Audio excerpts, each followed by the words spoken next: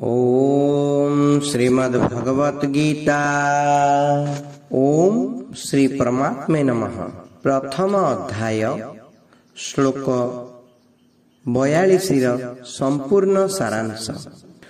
शंकरो नरकायेव कुलोघ्नानां कुलस्य च पतन्ति पितरो हेस्यां लुप्तपिंडोदकक्रियाः। वर्ण शंकर कुलघाती मानंकु ओ कुलकु नरकगामी करे।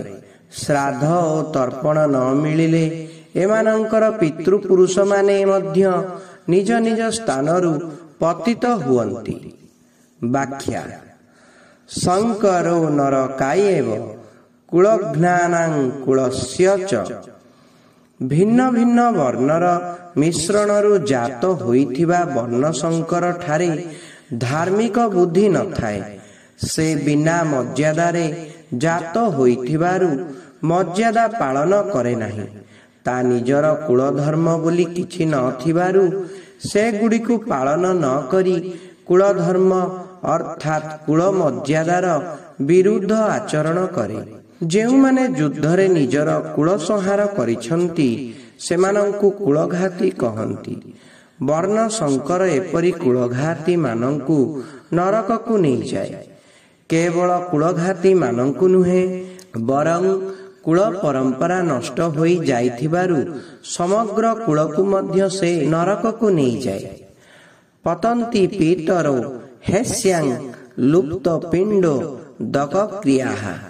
निजर कुलनाश करिथिबा कुलघाती मानंकर पितृपुरुषंकु वर्ण शंकर द्वारा पिंड ओ पानी न मिलिबारु सेमानंकर पतन हुई।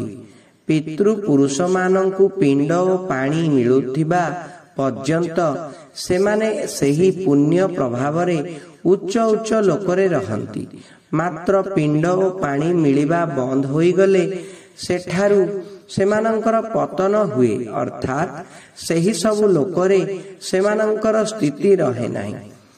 पितृपुरुष मानंकु पिंड पानी न मिलिबार कारण हेला वर्ण शंकर मानंकर पूर्वजंक प्रति आदर वृद्धि न थाए। एही कारणरु सेमानंक मनरे पितृपुरुषंक पई श्राद्ध तर्पण करिबा भावना भी न थाए।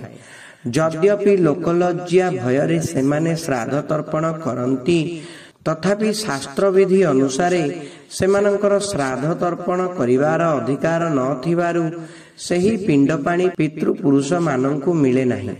पितृपुरुष मानंकु आदर वृद्धि ओ शास्त्र विधि अनुसारे पिंड पानी न मिलिले सेमानंकर निज स्थानरु पतन हुए। परिशिष्ट भाव। पितृपुरुष मानंक मध्यरे केतेक आजान पितृपुरुष थांती एवं अन्य केतेक मर्त्य पितृपुरुष थांती।